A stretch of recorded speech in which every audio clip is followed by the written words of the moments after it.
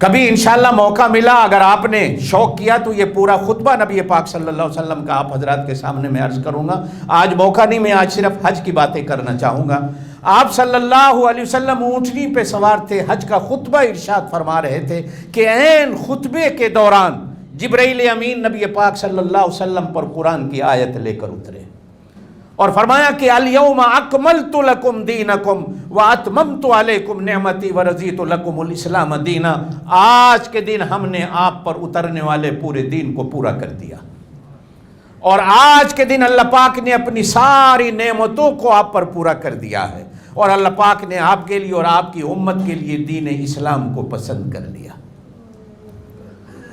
خطبہ ارشاد فرمانے کے بعد نبی پاک صلی اللہ علیہ وسلم نے ظہر اور عصر کی نماز کو جمع فرمایا۔ آپ صلی اللہ علیہ وسلم چونکہ مسافر تھے، آپ نے 2 رکعت نماز ظہر پڑھی، اور 2 رکعت نماز ظہر کے بعد آپ صلی اللہ علیہ وسلم نے 2 رکعت نماز عصر پڑھی۔ یہ 1 یا 1:15 بجے کا ٹائم تھا جب آپ صلی اللہ علیہ وسلم دونوں نمازوں سے فارغ ہو گئے۔ دونوں نمازوں سے فارغ ہوئے تو آپ صلی اللہ علیہ وسلم بعض احادیث میں ملتا ہے اونٹنی پر ہی پھر سوار ہوئے، بعض احادیث میں ملتا ہے اونٹنی پر نہیں، بلکہ آپ صلی اللہ علیہ وسلم پہاڑی پر چڑھے اور سورج کے غروب ہونے تک وقت اپنا دعاؤں میں گزارا، اور دعا فرماتے ہوئے صحابہ سے پوچھا، یا بعض علماء نے لکھا خطبے میں پوچھا کہ مجھے بتاؤ آج کون سا دن ہے؟ صحابہ کرام نے عرض کی آج عرفات حج کا دن ہے۔ آپ صلی اللہ علیہ وسلم نے پوچھا کہ یہ جگہ کون سی ہے؟ عرض کیا گیا یہ میدان عرفات، حرم کی حدود کے اندر آپ کھڑے ہیں۔ آپ صلی اللہ علیہ وسلم نے پوچھا یہ مہینہ کون سا ہے؟ صحابہ کرام نے عرض کی یہ ذوالحج کا مہینہ ہے۔ آپ صلی اللہ علیہ وسلم نے فرمایا جس طرح یہ مہینہ حرمت والا ہے، جس طرح یہ جگہ حرمت والی ہے، جس طرح یہ دن حرمت والا ہے، اسی طرح تم جتنے بیٹھے ہو تم پر ایک دوسرے کا مال، ایک دوسرے کی عزت اور ایک دوسرے کا خون حرام۔ پھر صحابہ کرام سے پوچھا کہ بتاؤ میں نے اپنا حق پورے کا پورا جتنا اللہ نے میرے اوپر دین اتارا میں نے تم تک پہنچایا کہ نہیں پہنچایا؟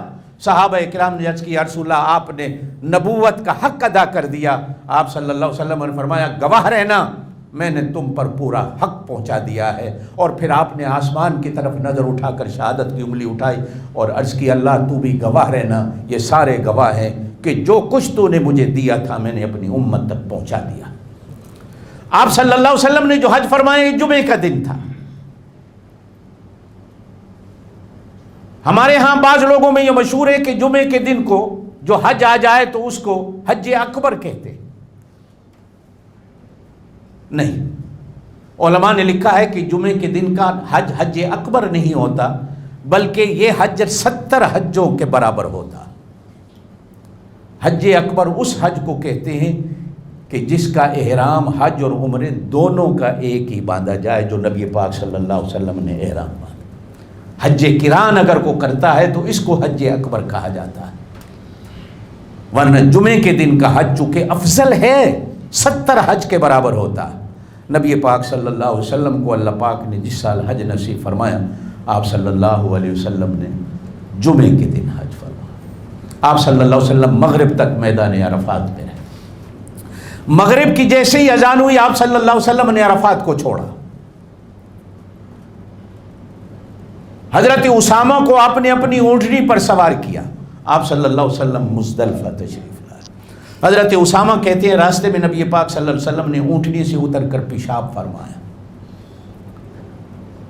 میں نے پوچھا یا رسول اللہ وضو کر کے نماز پڑھیں گے؟ آپ نے فرمایا نہیں، یہاں نماز نہیں پڑھنی، نماز مغرب اور عشاء کی ہم نے مزدلفہ جا کر پڑھنی ہے۔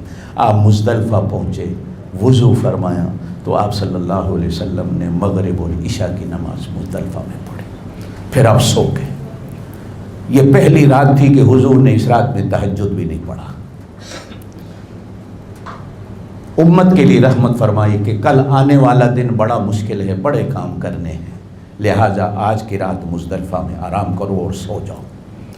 نبی پاک صلی اللہ علیہ وسلم نے صبح کی نماز، مزدلفہ میں مسجد ہے جس کو مسجد مشعر الحرام کہا جاتا ہے، آج بھی وہ مسجد موجود ہے۔ قرآن کے دوسرے سپارے میں بھی اس مسجد کا ذکر خیر ملتا ہے۔ آپ صلی اللہ علیہ وسلم نے نماز فجر وہاں پڑھائی۔ نماز فجر کے بعد آپ صلی اللہ علیہ وسلم نے آرام پھر فرمایا۔ سورج کے نکلنے کے بعد آپ صلی اللہ علیہ وسلم نے میدان مزدلفہ میں قیام کی نیت فرمائی، اور جیسے ہی سورج تھوڑا سا اوپر ہوا تو آپ صلی اللہ علیہ وسلم مینا سے عرفات کی طرف آئے، اور عرفات کی طرف آتے ہی آپ صلی اللہ علیہ وسلم بڑے شیطان پہ تشریف لے گئے، اور بڑے شیطان کو آپ صلی اللہ علیہ وسلم نے 7 کنکریاں ماری۔ پھر آپ صلی اللہ علیہ وسلم نے قربانی فرمائی۔ 100 اونٹ قربانی کا تھا، 63 اونٹ حضور نے اپنے ہاتھ سے ذبح فرمائے، اور باقی اونٹ حضرت علی کے حوالے فرمائے، اب باقی تم ذبح کرو۔ نبی پاک صلی اللہ علیہ وسلم قربانی کر کے آپ نے اپنی زلفیں اتروائیں اور سر مبارک پر اس طرح فرمایا، اور پھر کپڑے پہن کر نبی پاک صلی اللہ علیہ وسلم مکے کی طرف روانہ ہوئے، اور آپ صلی اللہ علیہ وسلم نے طواف فرمایا۔ اس طواف کو طواف زیارت کہا جاتا ہے، جو حج کے بڑے ارکان، میں نے پچھلے جمعہ فرمایا تھا کہ حج کے 3 فرض ہیں، عرفات میں جانا اور یہ طواف کرنا اور احرام نیت کے ساتھ باندھنا، یہ 3 حج کے بڑے فرض ہیں۔ آپ صلی اللہ علیہ وسلم نے طواف اضافہ افاضہ بھی کہا جاتا ہے اور طواف زیارت بھی کہا جاتا ہے۔ طواف زیارت فرمانے کے بعد پھر آپ صلی اللہ علیہ وسلم مینا تشریف لائے، اور آپ صلی اللہ علیہ وسلم نے رات مینا میں قیام کیا۔ دوسرے دن نبی پاک صلی اللہ علیہ وسلم نے سورج کے ڈھلنے کے بعد چھوٹا درمیانہ بڑا تینوں شیطانوں کو کنکریاں ماری۔ کنکریاں مارنے کے بعد پھر آپ مینا واپس تشریف لائے اپنے خیمے میں۔ پھر تیسرے دن آپ صلی اللہ علیہ وسلم نے نماز ظہر کے بعد نکل کر پھر تینوں شیطانوں کو کنکریاں ماری، اور پھر آپ صلی اللہ علیہ وسلم مکے کی طرف روانہ ہوئے اور مکے تشریف لائے، اور وادی بطحہ میں آپ صلی اللہ علیہ وسلم نے پھر آرام فرمایا۔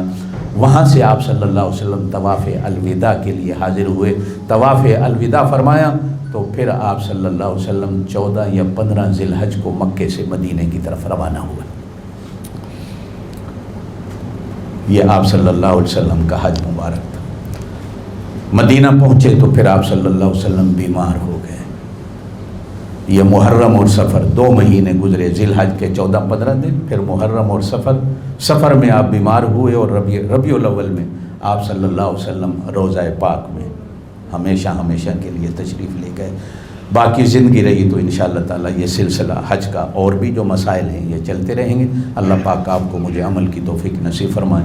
سبحان ربک رب العزت عما یصفون وسلام علی المرسلین والحمد للہ رب العالمین۔